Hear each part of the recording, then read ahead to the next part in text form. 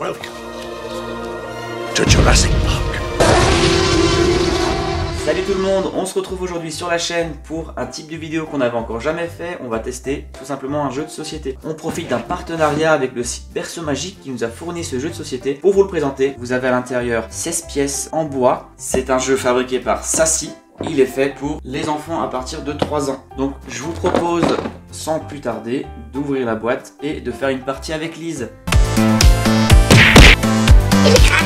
Ça c'est mon Rémi ça. Je vais te capturer toi. Même mettre du bourg-palais. Ah Sakura, j'en ai pris 2. Aujourd'hui on va faire des sablés. En vrai je sais même pas ce qu'il y a dans ces produits. Nani? Donc c'est plus un puzzle qu'un jeu de société. Le but ça va être d'abord de construire. Donc vous avez les dinosaures, les arbres. Vous faites absolument ce que vous voulez. Ça n'aura pas d'incidence en fait. Le but c'est pas vraiment d'avancer sur le chemin.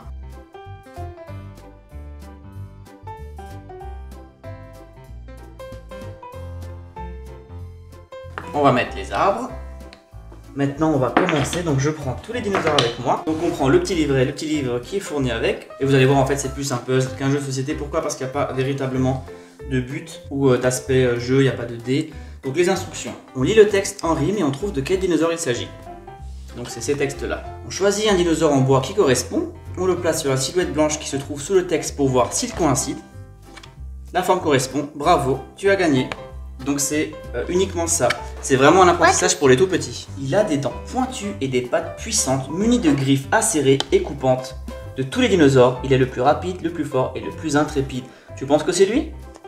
Ça correspond, bravo. Place-le sur le plateau. Ensuite, on continue. Avec son long cou et sa petite tête, il mange de l'herbe même les jours de fête. Il est immense, lourd et costaud et observe le monde de tout là-haut. C'est un... Alors est-ce qu'il y a... Pourquoi il n'y a pas les noms? Je crois que les noms ils sont à la fin.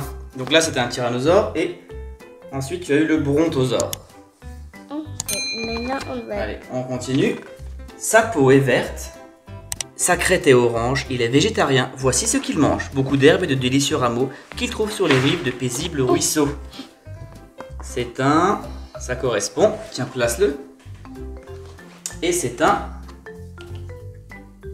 stégosaure. Ensuite, il survole les immenses vallées. C'est le roi des vols planés. Majestueuse est son envergure. Qui est donc cette incroyable créature? C'est un ptéranodon. Super.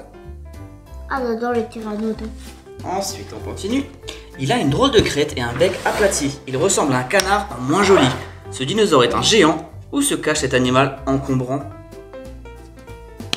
Ça correspond. C'est un Parasaurolophus. Tiens, place-le. Et enfin, le dernier. Il porte une couronne osseuse sur la tête. On reconnaît facilement sa silhouette. Herbivore et de couleur bleue, c'est un animal fabuleux.